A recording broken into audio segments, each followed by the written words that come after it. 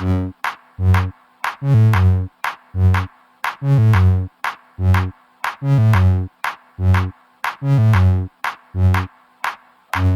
back to the Veil of Villains.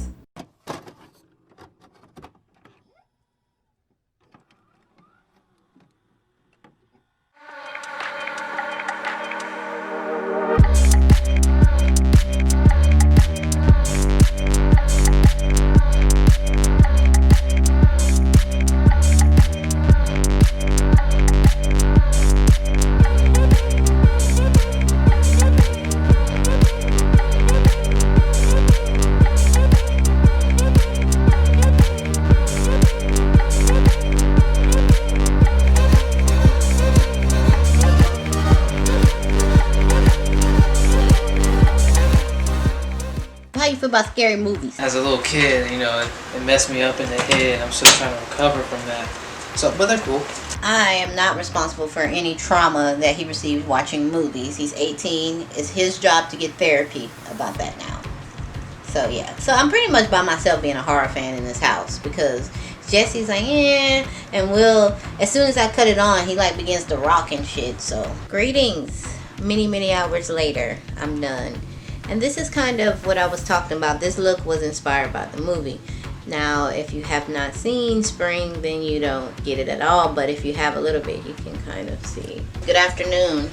I'm giving you a little bit of everything now. Because if you check out my channel while you're here and look at some of the older videos, I love to vlog. It's like my thing. So, of course, I'm putting in some vlogging into here. I'm about to bleach my eyebrows. And I just kind of wanted to get this shit documented. Because I've been waiting for no eyebrows to come in.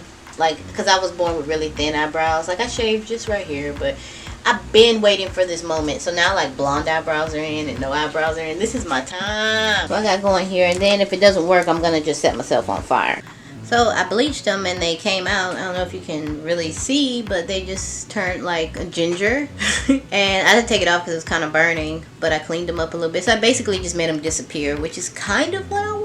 So now I should be free to do any kind of glamour magic I want without my eyebrows showing through.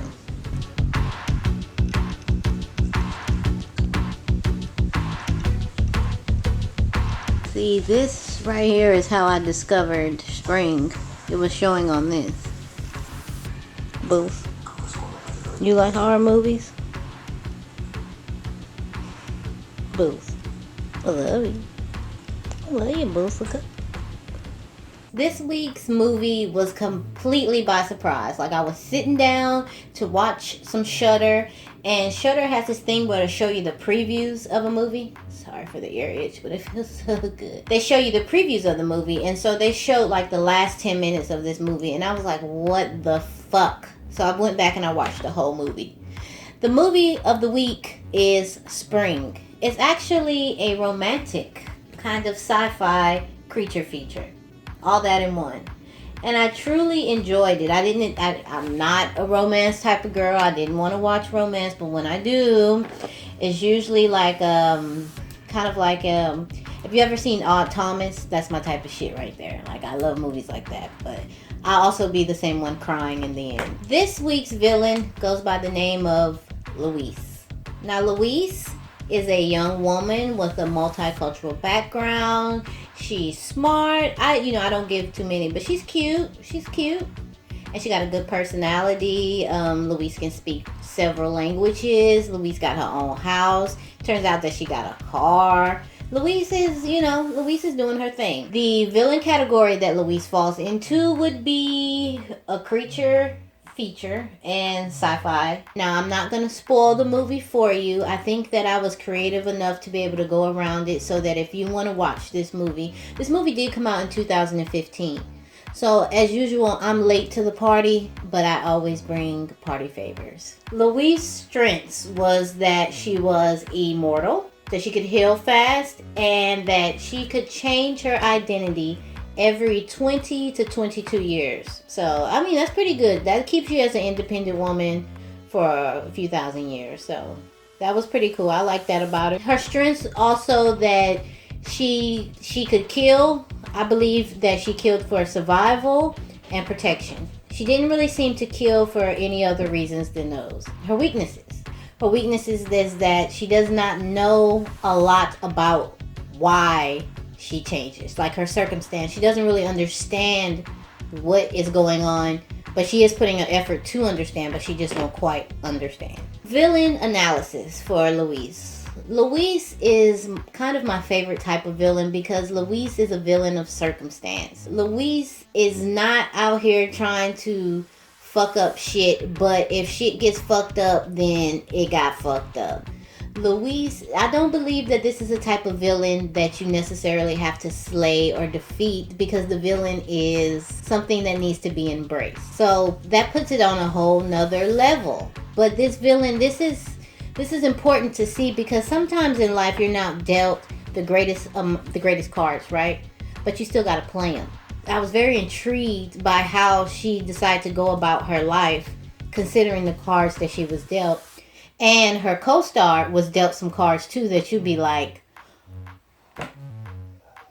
So this movie was very interesting. However, I was the only one in my house to watch it, so I really don't have anyone to go over with. Bae did see the last 10 minutes, and he was like, holy shit, is that a in the back? And I was like, fuck yeah, that's a in the back. So if you see the in the back, comment below and tell me like, holy fuck, did anybody else see the in the back? Because I went to look on like YouTube to see if anybody commented on the in the back. Nothing.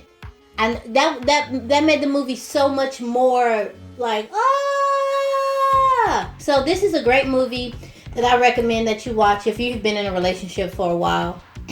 Sorry y'all, this choker is is doing its job. It's choking me. This is not a good movie to watch if you're going through a breakup or if you've been single for a while. I give Spring 9 tentacles because I thought it was great.